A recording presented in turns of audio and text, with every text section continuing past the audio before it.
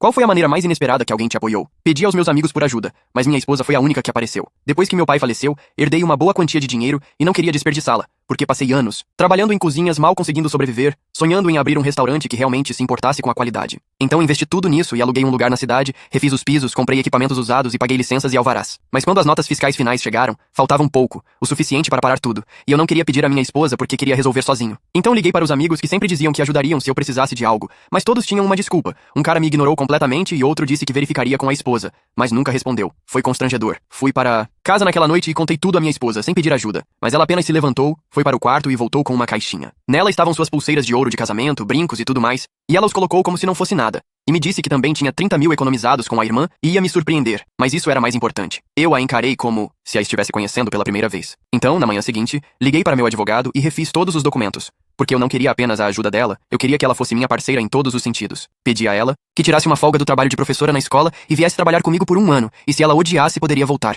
Mas se nós conseguíssemos, eu não queria fazer isso sozinho. E ela disse sim. Abrimos 2 meses depois, mas foi um caos. Ela cuidava da frente, como reservas, atendimento ao cliente e até mídias sociais, e eu cuidava da cozinha. Nas primeiras semanas, estávamos arrasando, os moradores locais nos amavam e estávamos animados. Mas então começou a desacelerar, e eu disse que era apenas um pequeno problema, mas ela não achava. Ela ficou até tarde uma noite, e leu todas as avaliações em nosso site e no Google, e descobriu que a comida era ótima, mas as pessoas estavam reclamando dos tempos de espera, erros de serviço e pedidos errados. Então, o problema era a cozinha, mas eu fiquei na defensiva e disse que ela não entendia como a cozinha funcionava. Ela me encarou e disse que este lugar não sobreviveria com meu ego. Eu queria discutir, mas não discuti. Em vez disso, analisamos o sistema, e ela me ajudou a reestruturar o preparo, mudou a equipe de lugar, melhorou o layout do cardápio e adicionou uma opção de pré-encomenda para clientes regulares, e realmente funcionou. Os pedidos ficaram mais tranquilos e as avaliações melhoraram novamente. Eu teria perdido meses tentando resolver do meu jeito, mas ela fez isso em 2 dias. Mas o verdadeiro teste veio em uma sexta-feira. Nosso fornecedor nos deixou na mão e metade dos nossos ingredientes não chegou. Tínhamos a casa cheia com 30 reservas e nada para cozinhar. Eu estava preso e minha cabeça girava, mas ela me disse para dar a ela 20 minutos. Ela fez 5 ligações, encontrou outro fornecedor do outro lado da cidade e de alguma forma conseguiu que eles fizessem uma entrega única no meio do expediente de uma sexta à noite. Não cancelamos um único pedido,